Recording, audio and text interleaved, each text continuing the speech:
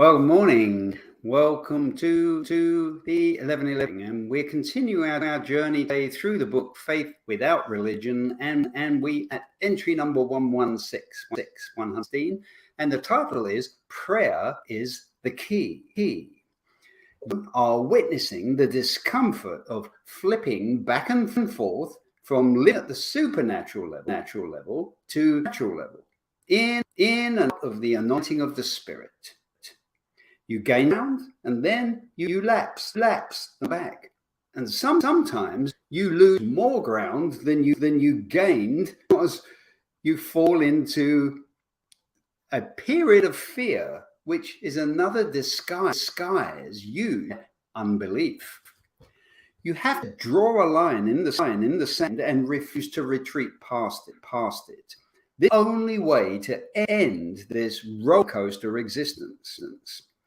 Praying is as natural to you as talking, and when prophesying is as natural to you as asking for things, you will start to make much faster progress.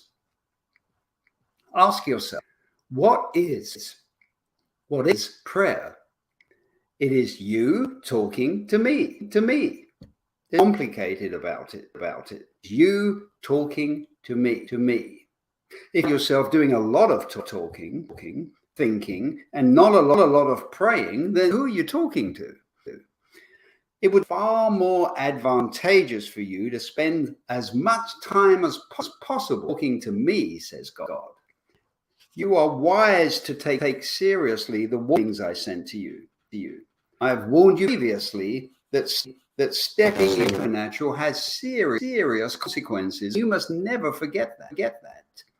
Not only do you have ability to do far more in less time, but also you have exposed yourself to the forces of evil that seek to subvert work.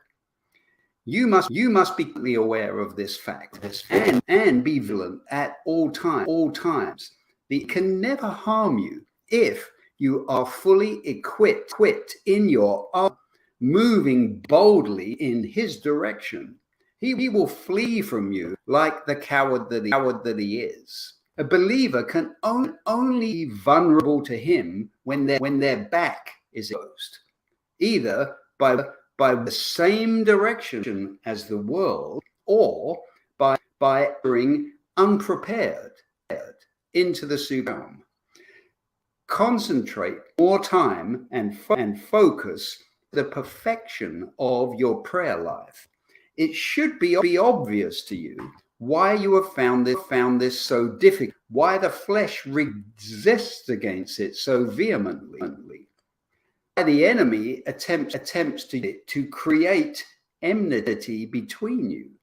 It is the final, most powerful piece of the puzzle. You see, all of the knowledge, systems, and formulae I have given you have to be fueled to make them properly. Hence, the effective fervent prayer of righteous man availeth much. When you try to power those in your own strength, you are wasting their supernatural perspective. You are taking a spirit-conceived plan and translating it into a man-made plan.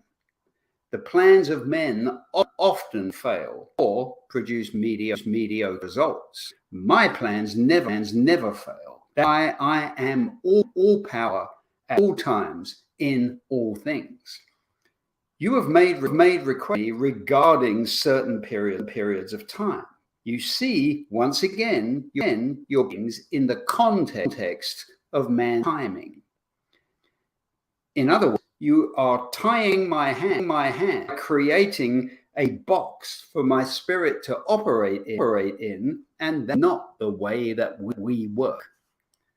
Consider the prayer that Jabez offered.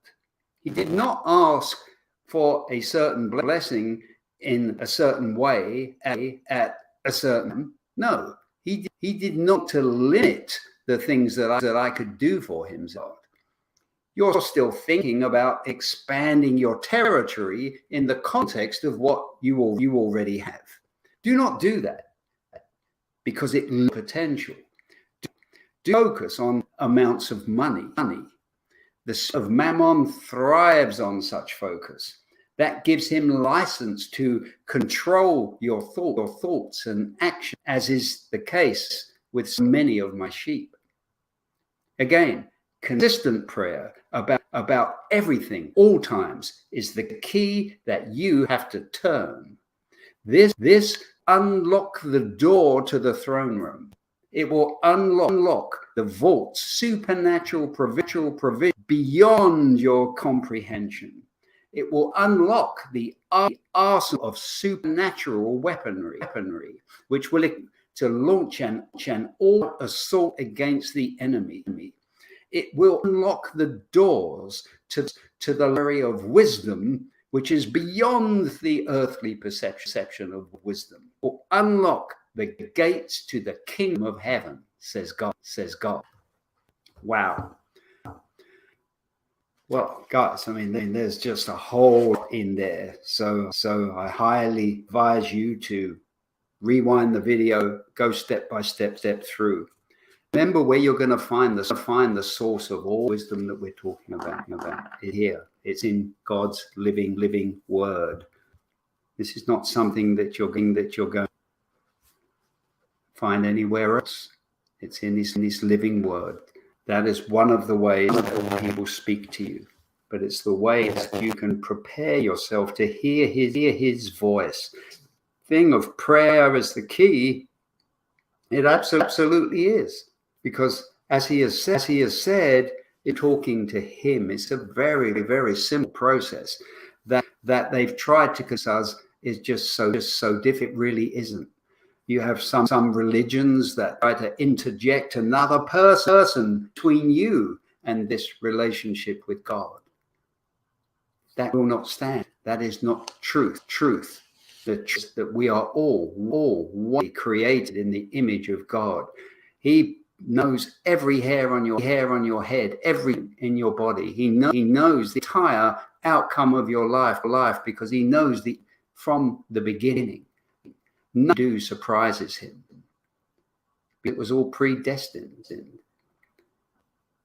What you have to be careful of, not believe the lies of the enemy that will teach you anything different from the fact that you are a hand-picked person created by the loving God that has created everything that ever was, that is now, and will be in the future. You deserve this relationship with him, where the two have become one, where his spirit dwells in and guides you in every thought, every word that comes out of your mouth, and every action that you take. But it'll only come when you feed from the source of living water, the Spirit. And that is the weapon that we have that's most powerful against this never ending enemy that's trying to you down and is trying to shorten your potential, hurt the plans that God has for you. We need to walk out plans. You need to feel the joy equipped with the spirit of the Lord, and it's there for you. You don't need anybody to give it to you. You can't buy it, and it's provided to you by him. If you just grasp that, if you can just get connected to that, your whole life's going to change. I assure you, it will change for the better. It will feel better every day.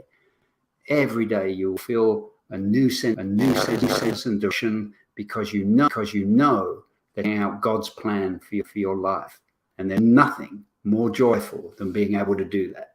Well, that's it for today. See you back here again tomorrow at 11. Have a blessed day. Bye for now.